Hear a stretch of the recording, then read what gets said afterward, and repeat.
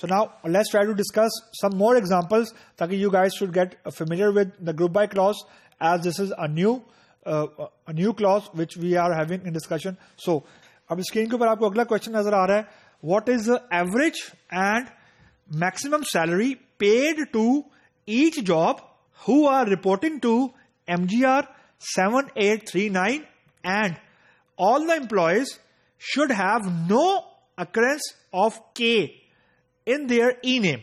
अब ये थोड़ी सी कॉम्प्लेक्स क्यूरी है क्योंकि इसके अंदर जो बेसिकली हमें चाहिए वो एवरेज और मैक्सिमम सैलरी चाहिए हर उस बंदे की जो MGR is basically manager number. MGR वो बंदा है या वो कॉलम है जिसको कोई एक एम्प्लॉय रिपोर्ट कर रहा है, और जिसको एक एम्प्लॉय रिपोर्ट कर रहा है वो खुद भी एम्प्लॉय है एक्चुअली। तो बेसिकली जो एम्प नंबर है उन्हीं में से कोई वैल्यू एमजीआर में आ रही है, और ये जो लोग हैं जितने भी एम्प्लॉयज एमजीआर 7839 को रिपोर्ट कर रहे हैं उनके नेम में there should be no K, there should be no occurrence of K in their E name. So that's the question here. So one solution is select average comma max from EMP where MGR is equal to 7839 and E name not like हमने देखा था अभी, not like भी हो सकता है, not like percentage K percentage group by job. So the point is कि आप where के अंदर like, between, in and और जो मर्जी यूज करें, लेकिन ग्रुप बाय के अंदर यूज नहीं करना आपने। So let's try to do an implementation of this thing, then I will show you कि क्या नहीं करना। तो इम्प्लीमेंटेशन करने के लिए let's try to go back to our editor and let's see कि वो हमें क्या कहता है। सो आई होप कि ये तंग नहीं करेगा, it will run. So okay, it seems to that it is running. So okay, average salary और मैक्सिमम सैलरी। अब यहां सिर्फ एक देखें कि हमने चाहे ग्रुप बाय लगाया है लेकिन हमारे पास जो आउटपुट आई है वो एक ही रो आई है, यानी एक ग्रुप फंक्शन के अगेंस्ट जो आउटपुट आई है वो एक ही रो आउटपुट में आई है। हालांकि हमने ग्रुप बाय जॉब किया था, तो यहां पे आपको ये बिल्कुल पॉइंट रेज नहीं होना चाहिए कि पहले तो हमने ये डिस्कस किया था कि जो रो आउटपुट में आती है वो पर ग्रुप एक होती है। तो यहां पे तो मल्टीपल ग्रुप लगता है बन गए हैं, और मल्टीपल ग्रुप्स के बाद भी रो एक आई है, मतलब ग्रुप बाय जॉब किया। अभी हमने देखा था कि मल्टीपल मैनेजर्स थे, मल्टीपल क्लार्क थे, there will be multiple designation, बिल्कुल हो सकता है। तो आपके सवाल में दिमाग में ये क्वेश्चन होगा कि ये एक रो क्यों आउटपुट में आई है। वो एक रो इसलिए आउटपुट में आई है कि due to this like K और MGR 7839. So the point which I am trying to establish कि it doesn't matter कि आपने ग्रुप बाय यूज किया है या नहीं किया, आउटपुट में आपको वही रोज आनी है जो वेयर कंडीशन ट्रू होनी है।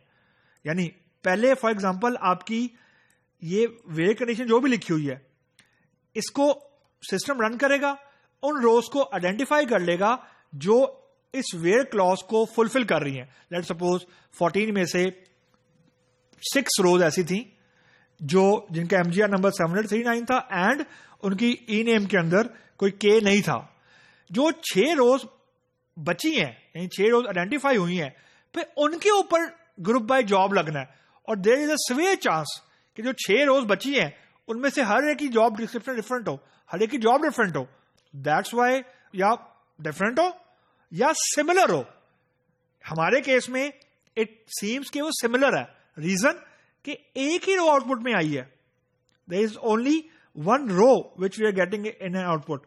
सो लेट्स सी कि जॉब में अगर मैं कॉलम डिस्प्ले करवाता हूं तो वो क्या थ्रो करता है मुझे। So let's see, here we are manager, यानी हमारे पास जो वेयर के फिल्टर के बाद जो रोज बची थी वो रोज वही बची थी कि बाय चांस इसमें सारे ही मैनेजर थे, मतलब ग्रुप ही एक बना। सो आपने ये दिमाग में बात लेके नहीं आनी कि जब भी हम वेयर लगाते हैं तो ग्रुप ही एक बनते हैं, नहीं। जो वेयर के अंदर कंडीशन है वो अगर ऐसी है कि ग्रुप एक बना है तो आप कुछ नहीं कर सकते। मतलब लेट्स सी, मैं इसको चेंज कर देता हूँ जस्ट टू प्ले अराउंड, कि मैं इसको चेंज करता हूँ और आई विल ट्राई टू सी कि how it will respond. So now this way around again एक ही रो है. सो MGR जो है वो 739 है, वो है ही एक फॉर एग्जांपल. और मैं लेट सपोज इसको अब कर देता हूँ where ename like percentage a percentage. Let's see कि वो अब क्या करता है हमारे साथ. तो just to see around no data found, sorry and ending, ये मैंने एंडिंग विद ए कर दिया था, तो एंडिंग विद ए के बजाय मैं कर देता हूँ, यानी हमारे पास कोई ऐसा नाम ही नहीं था जो एंड विद ए हो रहा है. तो अब मैं करता हूं कि कहीं पे भी ए आना चाहिए. तो लेट्स सी. अब देखें हमारे पास 3 रोज आई हैं, यानी सेल्समैन की बेसिस के ऊपर ग्रुप हुआ है, क्लार्क की बेसिस के ऊपर ग्रुप हुआ है, मैनेजर की बेसिस के ऊपर ग्रुप हुआ है. और हम ये भी देख सकते हैं कि हर ग्रुप में रोज कितनी आई हैं हमारे पास, ताकि आपको थोड़ा सा और सुकून हो जाए कि आपको ये ग्रुप की रोज ही बता रहा है, टेबल की रोज नहीं बता रहा. तो लेट्स सी कि ये हमें बता रहा है कि जी पहले ग्रुप में 3 रोज हैं, दूसरे में 2 हैं, तीसरे में 2 हैं, एंड सो ऑन. अच्छा, अब जो नीचे लिखा हुआ आ रहा है ना 3 रोज रिटर्न, ये टोटल नंबर ऑफ रोज नहीं है, ये वो ग्रुप्स हैं, यानी ये वो नंबर ऑफ रोज हैं जो हमें यहां पे आउटपुट में आ रही हैं, नॉट इन द टेबल. यानी हमें यहां पे 3 रोज आ रही, पहली 2 वाली, दूसरी 3 वाली, फिर जो पहली है वो भी 3 वाली. तो द पॉइंट इज जो जॉब्स थी जिनकी बेसिस पे ग्रुप बने हैं वो जॉब डिस्क्रिप्शन 3 है, सेल्समैन है, क्लर्क है, मैनेजर है. और लेकिन पहला फिल्टर लगा है उन एम्प्लॉयज का जिनके नेम में ए आता है कहीं भी.